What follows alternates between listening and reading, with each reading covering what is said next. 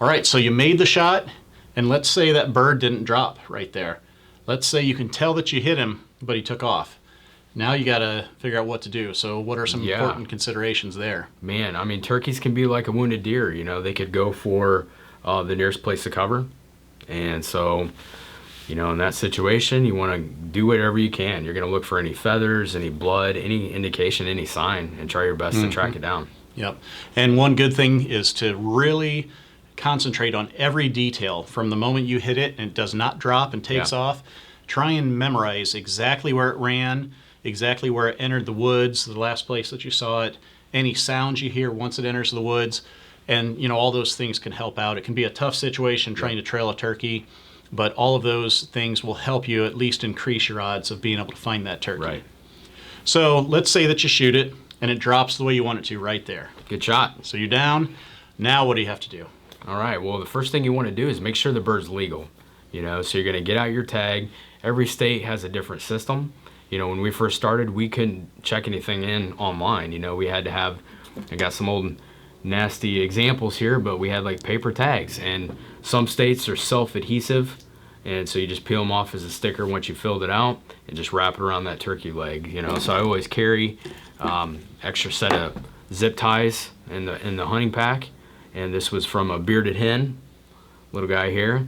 But you know, if you're hunting states where you don't have that adhesive on there, you fill out your tag, and it's nice to have that zip tie with you to make sure that that tag stays intact. So if you're an online state, which most states are now, you want to get it tagged physically, but you also want to go online if you have access to your phone or a phone number to call, and you want to check it in with the state. So again, it's state by state based. A lot of times you have like 24 hours, I think, that you need to once the bird's been harvested to get it checked in with your state DNR. Yeah, and that's to do a final check-in. Almost every state requires you to immediately upon the kill put some type of temporary tagging on it. And again, it'll explain that in the state's rules and regulations. But, you know, our state, for example, we can write a handwritten one. Good point. With the info that they require and attach that. But it's super important before you move that bird, you know, make sure you've got that stuff with you. You've got a pen, a piece of paper, your tag, you've got rope to be able to attach it or a zip tie. Make sure you take care of that right away before you move your bird, because I've heard of horror stories where somebody shot a bird, was so excited, they didn't have the stuff to tag it, and they picked it up and walked out of the field and had a CO waiting at the back of his truck to confiscate the bird from him for not having it properly tagged. Yeah, the game warden will not have any forgiveness in that situation. So it's super important to make sure that you have that tag on it right away and that you follow all of the state regulations. Look into that for your own state. Once you've got it tagged, now you've got to make some decisions as far as field dressing it. You know, the guts are still inside, and you know, typically in spring turkey hunting, it's starting to get pretty warm. So you've got a limited window as far as the amount of time to get that field dressed. Yeah, for sure. Yeah, you want to get the meat cool. You want to take care of it as best as possible. Yeah, and then some other considerations would be, what are you going to do with the turkey? You know, are you going to mount the bird?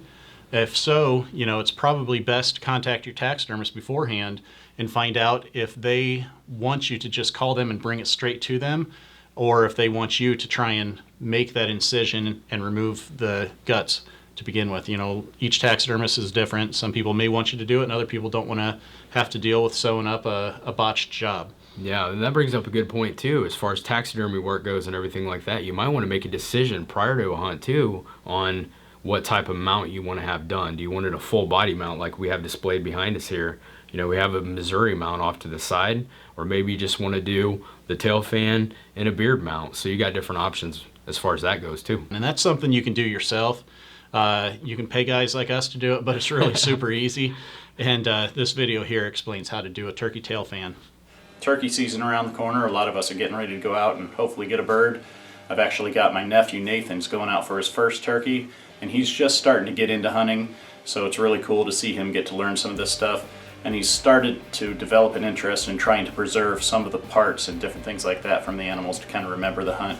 So this is a question that my brother had about how to actually preserve a tail fan if he happens to get a turkey and wants to do his own tail fan mount. It's really easy, quick, easy project that you can do. Doesn't require a whole lot of special products or anything like that. Most of it you can actually get at Walmart. And then you're going to need something to hang your display up. You can use old wood from a barn to kind of cut it in the pattern that you want.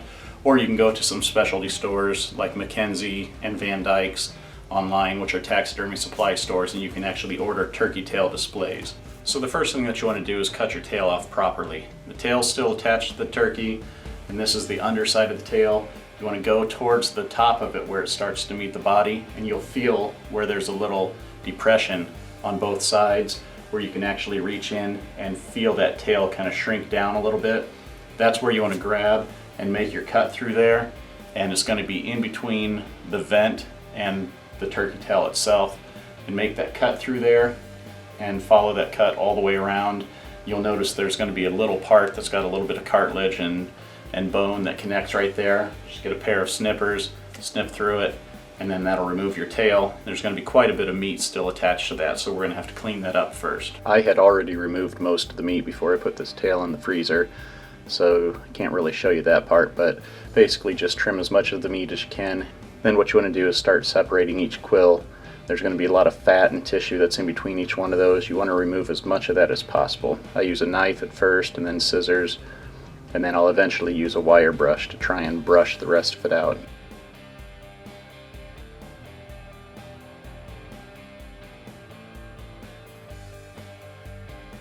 You want to get that as clean as possible so you have a lot of separation between each quill and the tail feather area. Make sure there's no red meat or fat left on it if you can.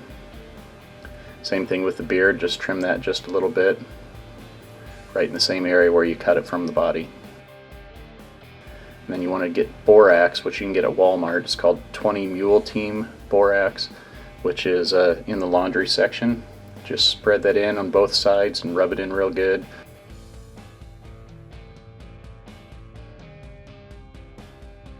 You want to get into every little area, that way it'll keep bugs from getting to the mount later on. Same thing with the beard. Now these tail feathers on back, since they're going to go flat against the panel, they'll actually be in the way, so you want to go ahead and trim those off.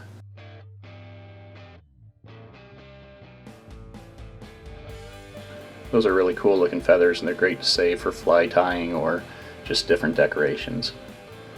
So go ahead and lay the tail out on a flat piece of cardboard or a table, and you'll notice that the quills in the center will form a half moon shape as you start to get them in the right place. Just take your time.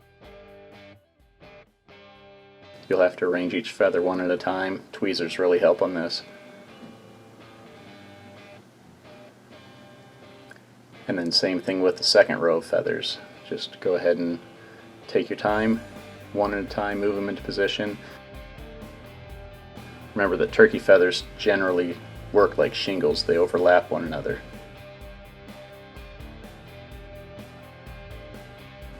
Then do your final row of feathers.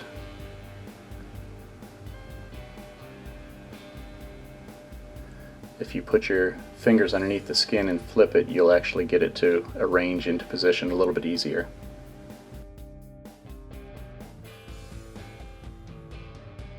Now that you've got the tail the way that you want it, just go ahead and get some Bondo from Walmart. It's in the automotive section.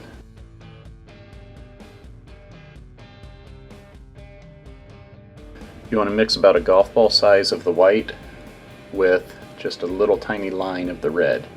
Go ahead and mix that up, and you have to mix it up extremely good until it gets a nice light pink color, and then go ahead and spread that over all of the quills. You have to work kind of fast with Bondo because it'll set up in just a couple of minutes. Cover all the quills and even overlap it a little bit onto the bottom. Then once you've got it where you want it, make sure one last time you've got all the feathers the way you need them to be. Press the top feathers down into the Bondo just a little bit, and then you'll need to let it set for 30 minutes is probably fine.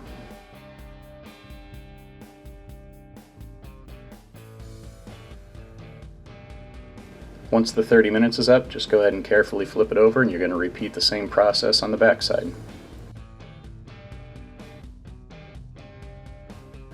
This time you'll need a little bit less of the white material.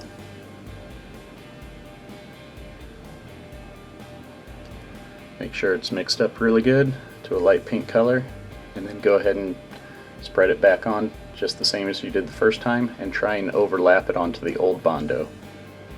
Now you'll want to get the beard positioned. Each beard usually has a little bit of a curve, so you just have to play around and see which angle looks best for the beard.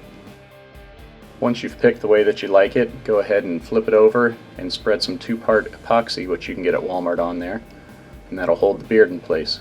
If you ordered a turkey tail fan panel like this one here, you can just follow the manufacturer's instructions on how to put it together. Otherwise, just use your creativity and build a panel that'll work to cover the Bondo and display it nicely. So those are the steps that you want to do if you're doing a basic turkey tail fan mount, including the beard.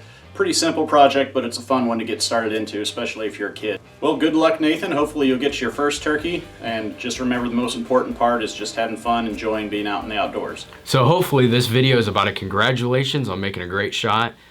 Our desire is that you've went through this course right now, you've applied it, and you've went out and harvested a bird. And that's that's a celebratory moment, not just to have that harvest under your belt and have the whole experience, but actually getting to enjoy the meat. You know, we don't go out and hunt anything that we're not going to eat. So that right there is where the fun really is shown. You know, you've had this great memory in the making, but it's just incredible to get together with friends and family, have some fellowship, and have some great food. And so that's our desire for you to enjoy the harvest completely. Yep. And in the midst of all of the excitement and thinking about tagging, did you get it done right? Are you legal? How do you field dress it? How do you prep it for the taxidermist? Make sure and take a minute and take some pictures, man, because you'll remember that the rest of your life.